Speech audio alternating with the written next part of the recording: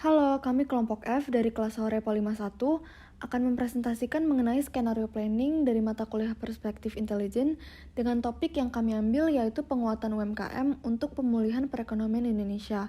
Kelompok kami beranggotakan Niputu Claudius Wijana, Rahma Fairuz Lavenzi, dan Tiara Syafira Zahra. Sebelumnya, saya akan menjelaskan terlebih dahulu mengenai UMKM selama masa pandemi ini. Penyebaran pandemi virus COVID-19 yang terjadi di setiap negara menjadi kasus yang dampaknya tidak hanya pada krisis kesehatan, namun juga pada sektor perekonomian. Perkiraan secara global akan terjadi kontraksi PDB sebesar 5,2%, sehingga pandemi ini akan menimbulkan dampak yang lebih besar pada penurunan investasi dan permasalahan sosial seperti peningkatan jumlah angka pengangguran. Pandemi COVID-19 menyadarkan bahwa semua ketidakpastian adalah hal yang sangat nyata. Saat ini UMKM yang ada di Indonesia mencapai 64,19 juta yang memberi kontribusi terhadap PDB dengan jumlah 61,97% atau 8.573,89 triliun rupiah. Keberadaan UMKM berperan penting pada pertumbuhan ekonomi di Indonesia, di mana UMKM memiliki kemampuan penyerapan sebesar 97% dari total tenaga kerja dan juga menghimpun investasi sebesar 60,4% dari jumlah total. Hasil survei yang dilakukan kata data Insight Center, pelaku UMKM sebanyak 8,2% terkena dampak negatif akibat dari pandemi COVID-19 dan sebanyak 5,9% pelaku UMKM yang mengalami pertumbuhan positif. Dampak dari COVID-19 terhadap ekonomi mengakibatkan 63,9% pelaku UMKM mengalami penurunan omset sebesar 30% dan hanya 38% pelaku UMKM yang mengalami peningkatan omset. Survei tersebut menunjukkan pelaku UMKM melakukan berbagai upaya agar mampu mempertahankan kondisi usahanya.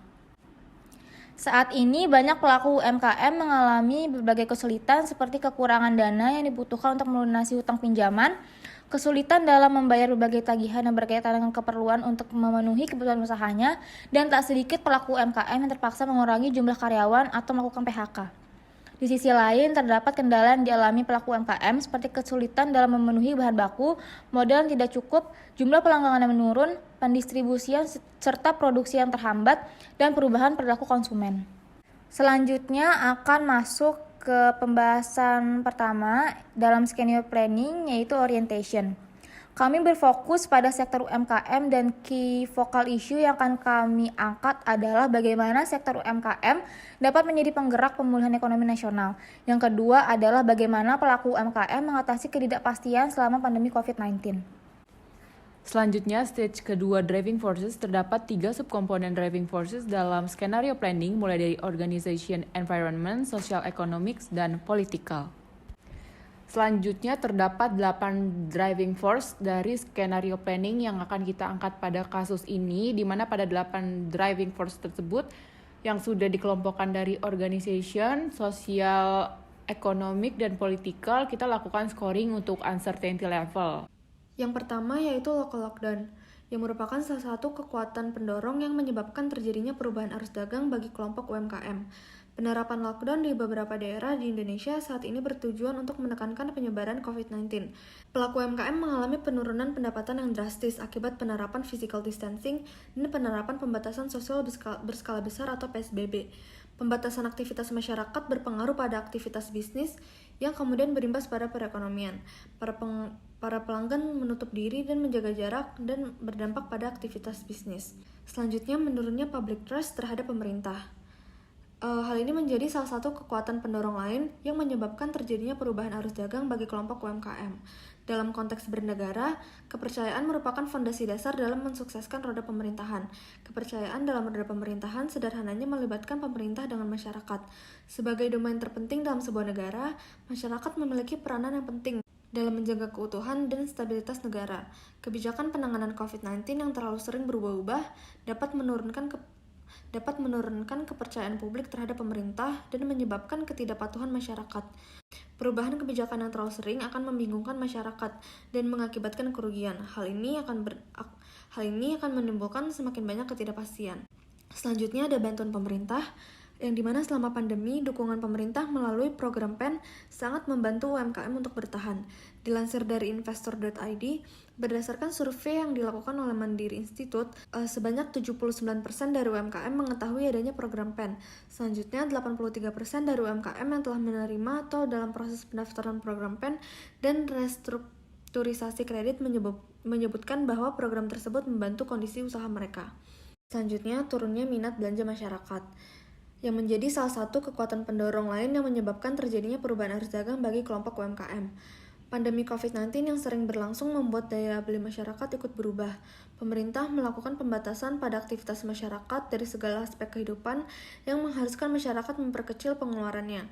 Pemerintah sendiri mengakui daya beli masyarakat saat pandemi melemah, diakibatkan oleh pendapatan yang menurun di mana terjadi perbedaan yang signifikan terhadap daya beli masyarakat di tahun 2019 dan sebelum terjadinya penyebaran COVID-19 di Indonesia. Perekonomian global yang menyusut memberi dampak terhadap mekanisme pasar di mana terjadi gangguan antar permintaan dan penawaran karena adanya kebijakan pembatasan sosial. Rendahnya daya beli masyarakat membuat konsumsi rumah tangga mengalami kontraksi hingga 2,53%, yang dimana hal ini berpengaruh pada ketidakpastian pasar yang membuat permintaan barang pada UMKM menjadi semakin sedikit. Di sisi lain, tingkat pengangguran terbuka cenderung mengalami peningkatan menjadi 7,7% atau sekitar 9,77 juta orang. Sehingga dengan menurunnya pendapatan yang diterima, maka pengeluaran untuk kehidupan sehari-hari perlu diminimalisir. Selanjutnya terdapat kemitraan UMKM. Usaha kecil adalah usaha yang perlu mendapat perhatian yang serius. Permasalahan peluang dan pengembangan usaha kecil dalam ekonomi nasional maupun global menunjukkan hal-hal yang perlu diperkuat dalam peraturan bisnis dan usaha-usaha bagaimana yang perlu dikembangkan di masa-masa mendatang dalam rangka mencapai perspektif usaha kecil yang potensial dan dinamis. Selanjutnya yaitu keterbatasan modal pemilik UMKM. Dalam mendapatkan modal usaha atau untuk meningkatkan permodalan, para pelaku usaha mikro dan kecil itu bisa serta-merta mendapatkan pinjaman modal usaha dari lembaga keuangan. Persyaratan administratif wajib dipenuhi oleh pengusaha guna mendapatkan pinjaman untuk menambah modal usaha. Selanjutnya yaitu masalah bahan baku.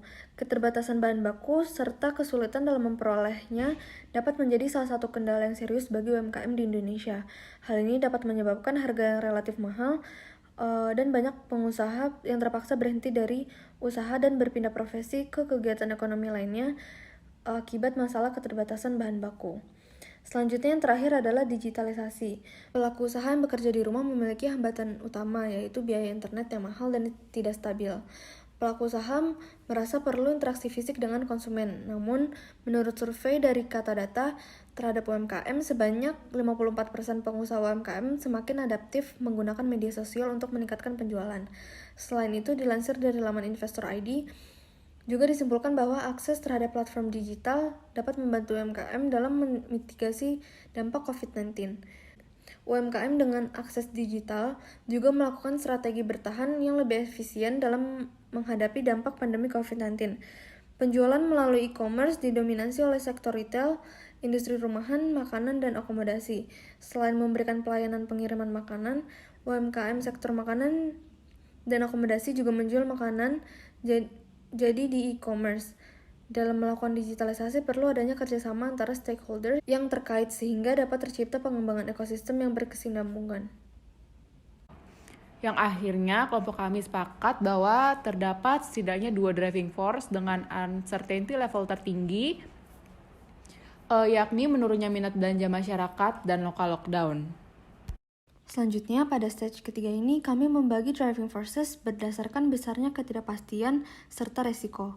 Untuk yang pertama, permasalahan ketersediaan bahan baku yang ada pada komponen social economics memiliki ketidakpastian dengan resiko yang tinggi, karena ketersediaan bahan baku menjadi hal yang sangat penting untuk keberlanjutan produksi dari barang yang dijual oleh UMKM. Kemudian, pengaruh kebijakan local lockdown pada komponen politikal berada pada ketidakpastian dengan risiko yang tinggi.